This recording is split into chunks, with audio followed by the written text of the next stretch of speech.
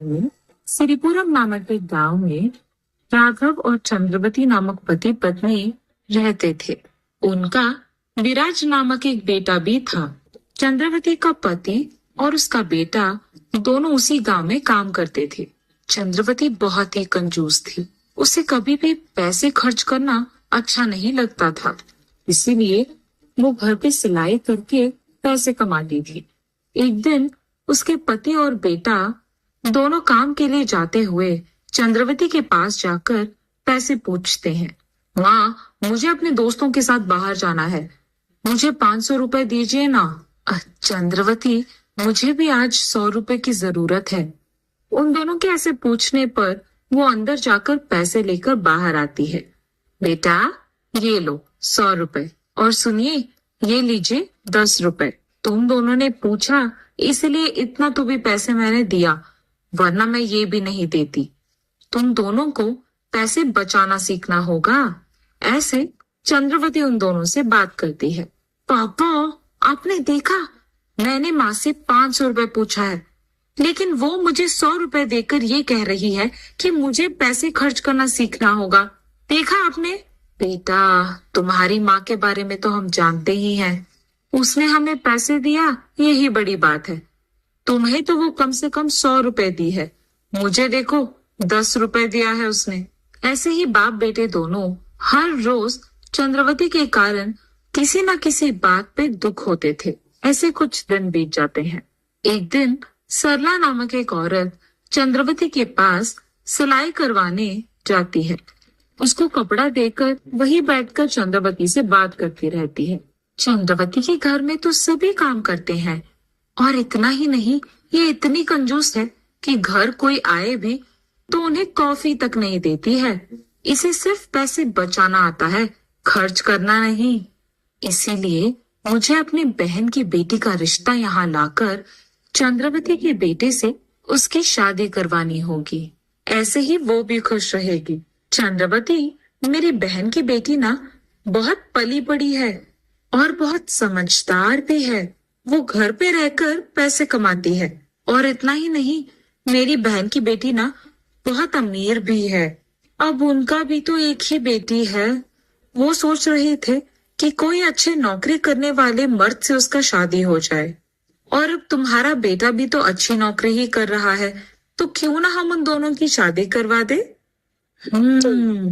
सरला तो कह रही है कि एक ही बेटी है और अमीर भी है, तो उनके बाद वो सारा जायदाद मेरे बेटे को ही आएगा। लग रहा है कि ये अच्छा ही होगा, तो मैं ऐसे करती हूँ। सबसे पहले मैं उनके घर जाकर ये देखती हूँ कि वो अमीर है कि नहीं, और उसके तुरंत बाद इन दोनों की शादी करवा दूंगी। ठीक है सरला, कल ही हम दोनों तुम्हारे बहन के यहाँ जाकर बात करेंगे। ये फैसला करके चंद्रवती अगले ही दिन सरला के बहन के घर जाकर उनका घर को बड़ा देख आश्चर्यचकित हो जाती है। खुशी से वो उसके घर जाकर उसके पति को जो कुछ भी हुआ समझाती है, और उसके तुरंत बाद कुछ ही दिनों में वो सरला की बहन की बेटी कल्पना से उसके बेटे का शादी करवा देती है। अब क्योंकि कल्पना नई नवेली बहू थी, चंद्रवती उसका बहुत अच्छा ख्याल रखती है। ऐसे कुछ दिन बीत जाते हैं। एक दिन चंद्रवती अपने बहू को रसोई घर में सब्जी काटते हुए देख उसके पास जल्दी जाती है। बाप रे कल्पना, तुम्हें इतनी सारी सब्जी काटने की क्या जरूरत थी? आज से तुम मुझे बताए बिना सब्जी मत काटो।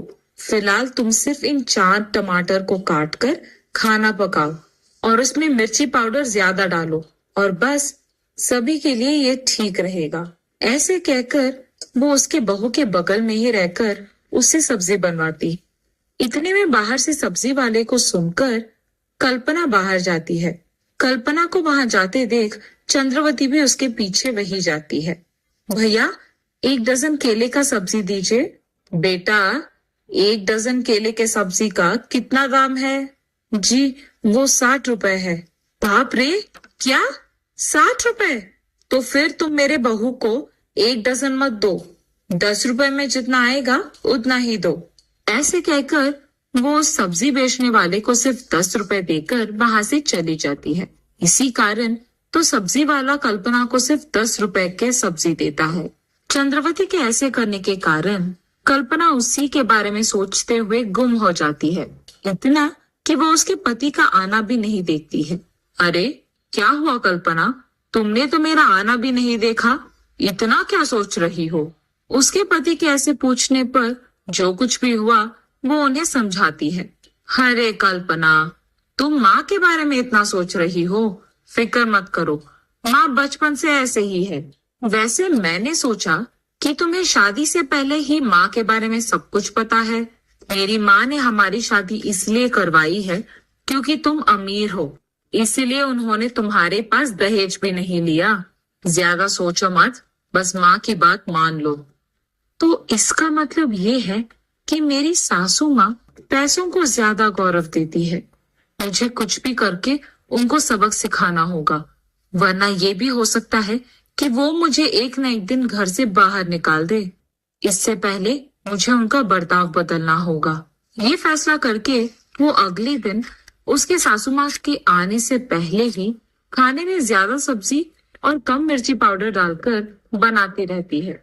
अरे कल्पना, मैंने तुम्हें पहले ही बोला है कि मुझे ऐसे बताए बिना खाना मत पकाओ। तुम इतने सारे सब्जी डालकर खाना क्यों बना रही हो? सासू माँ, हमारे घर में खाना ऐसे ही बनता है। हम कम सब्जी डालकर ज्यादा मिर्ची पाउडर डालकर नहीं बनाते हैं। और तो और सब्जी जब हम खरीदते हैं तो सारे घर वालों के लिए खरीदते हैं, ऐसे 10 रुपए का सब्जी नहीं खरीदते हैं। इतने में बाहर फल बेचने वाला आता है। उसकी आवाज सुनते ही कल्पना बाहर जाकर उसके सासू माँ के सामने ही सारे प्रकार के फल को 1-1 किलो में लेती है। चंद्रवती ये सब देख दंग रह जाती है। अरे ये क्या, ये तो मेरे कहने के एकदम उल्टा कर रही है। अब अगर मैं ज्यादा पूछूं तो शायद ये और पैसे खर्च कर देगी, इसीलिए मेरा चुप बैठना ही बेहतर है। ये सोचकर चंद्रवती वहां से चली जाती है। लेकिन कल्पना तब से जानबूझकर उसके सासू माँ के सामने आते जाते सारे लोगों से कुछ ना कुछ खरीदते रहती थी। ऐसे कुछ दिन बीत जाते हैं। एक दिन जब कल्पना ढेर सारे सब्जियां खरीदकर घर के अंदर जा रही थी, चंद्रवती उसे देख ऐसे कहती है, ये क्या है कल्पना, रोज रोज तुम्हारा खर्चा बढ़ ही रहा है। मैंने सोचा अगर मैं चुप रहूंगी तो तुम्हें खुद समझ आ जाएगा, लेकिन तुम तो अभी रुकने वाली नहीं हो। अरे सासू माँ, अगर अब हम खाना ठीक से नहीं खाएंगे तो जितना पैसे हमें सब्जी खरीदने पे खर्च करना है उससे कहीं ज्यादा अस्पताल के बिल पे खर्च करना होगा। इसीलिए हमें अच्छा खाना खाकर स्वस्थ और तंदुरुस्त रहना होगा। अगर हमारी तबीयत अच्छा है तो ज्यादा पैसे कमा पाएंगे ना। सुनो कल्पना, सिर्फ स्वस्थ रहने पर हम ज्यादा पैसे नहीं खरीद पाएंगे, हमें बचत करना होगा, ऐसे ही हम ज्यादा पैसे हमारे पास रख पाएंगे। सासू माँ, मेरे पास एक विचार है, क्यों ना मैं घर पे बैठी ही एक व्यापार ना करूं? ऐसे तो मैं आपसे 4 गुना ज्यादा पैसे कमा पाऊंगी। तब आपको ये सब्जी वब्जी खरीदने में पैसे खर्च हो जाएंगे, इसकी परेशानी नहीं होगी। मगर उस व्यापार के निवेश के पैसे मैं माँ से भी ले सकती हूँ, पर अगर लूंगी तो उन्हें ही लौटाना पड़ेगा। पर अगर आप ये पैसे देंगे तो जो भी लाभ होगा सिर्फ हमें मिलेगा। बेटी, तुम कह रही हो कि इस व्यापार से हमें 4 गुना ज्यादा पैसे मिलेगा, तो फिर निवेश के पैसे अपनी माँ से लेने की क्या जरूरत है, मैं खुद तुम्हें दूंगी। ये कहकर वो पैसों की लालच में निवेश के पैसे कल्पना के हाथ में देती है। लेकिन सासू माँ, सिर्फ इतने पैसे काफी नहीं होंगे, हमें इस घर को गिरवी रख के उन पैसों को भी मिलाकर व्यापार शुरू करना होगा। चंद्रवती कल्पना के ऐसे कहने पर आगे पीछे सोचे बिना, उसके पति और बेटे को भी बताए बिना घर को गिरवी रख के आए हुए पैसों को कल्पना के हाथों में देती है। ये होकर 1 साल बीत जाता है।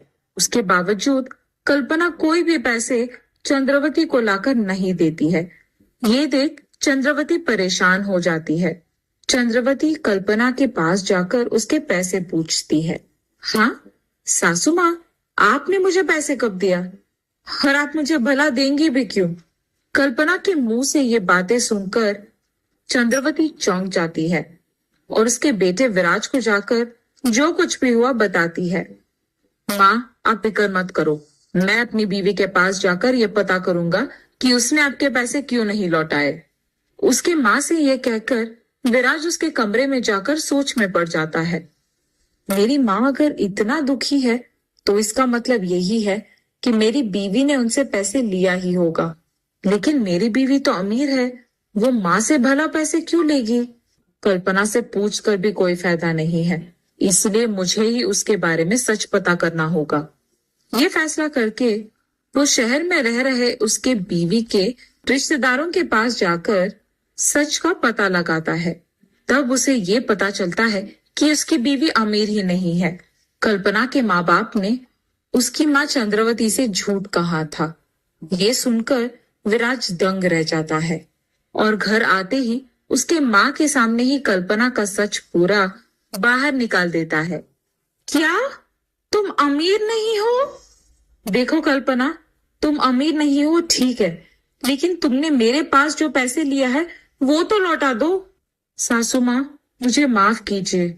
जो पैसे आपने निवेश के लिए दिया था उससे मैंने व्यापार शुरू तो किया, लेकिन मुझे नुकसान भुगतना पड़ा और अब मेरे पास कोई पैसे नहीं है।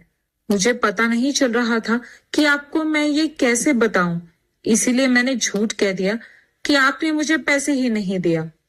कल्पना की इन सारी बातें सुनकर चंद्रवती आश्चर्यचकित हो जाती है और इसी बारे में सोच सोचकर वो बीमार पड़ जाती है।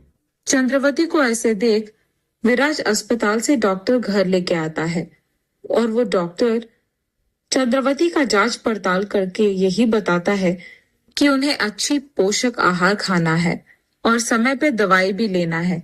सिर्फ और सिर्फ तब वो ठीक हो सकती है। डॉक्टर के ऐसे कहने पर विराज हर रोज आए हुए पैसों से उसकी माँ की दवाइयाँ खरीद कर, उनके लिए सारे प्रकार के फल खरीद कर उन्हें खिलाते हुए, उनकी देखभाल करते हुए उनके पास ही रहता है। ऐसे कुछ दिन बीत जाते हैं। एक दिन चंद्रवती उसके बेटे को दवाइयों के लिए पैसे खर्च करना देख बहुत निराश होती है। उसको ऐसे निराश देख विराज उनके पास जाकर ऐसे पूछता है, माँ, आप अब भी पैसों के बारे में सोच रही हैं? नहीं बेटा, मैं अपनी सेहत को खराब करके तुमसे ऐसे पैसे खर्च करवा रही हूँ। माँ, मुझे इन पैसों से बढ़कर आपका सेहत है। आप पहले इस सब का चिंता छोड़कर खुश रहिए। आप सिर्फ ठीक से खाना खाइए और स्वस्थ रहिए। कम से कम अब तो पैसों का चिंता करना छोड़ दीजिए। माँ, तुम सही कह रहे हो बेटा। जब मेरे पास पैसे थे मैंने उन्हें कभी खर्च नहीं किया और मैंने बहुत कंजूसी किया है। और आज जब मेरा सेहत खराब हो गया है मैं अब भी पैसे खर्च नहीं कर पा रही हूँ, क्योंकि मेरे पास कुछ बचे ही नहीं है। पैसों के कारण ही मैंने अपना सेहत बिगाड़ दिया है। अगर अब भी मैंने अपना बर्ताव नहीं बदला तो मैं हमेशा पछताऊंगी। तुम सबको भी मेरे कंजूसी के कारण बहुत भुगतना पड़ा, उसके लिए मुझे माफ कर दो बेटा। मैं आइंदा से कभी नहीं करूंगी। उसकी ये सारी बातें कल्पना वहीं रहकर सुनती है। मुझे माफ कीजिए सासू माँ, मुझे पता है कि आपने मेरी शादी आपके बेटे से इसीलिए करवाई है क्योंकि मैं अमीर हूँ, लेकिन मेरे अमीर ना होने के बारे में आपको पता लगने के बावजूद आपने कोई बर्ताव नहीं आया। इसीलिए मैंने आपको सच नहीं बताया कि आपके पैसे मेरे पास सुरक्षित हैं। आपने ये बदलाव आए इसीलिए मैंने ये सच अब तक किसी को नहीं बताया और आपको ऐसे दुख पहुंचाया। मेरा इरादा ये नहीं था। मेरा इरादा सिर्फ आपको बदलना था। आज से आप खुश रह सकती हैं क्योंकि आपके दिए पैसों को मैंने खर्च नहीं किया है।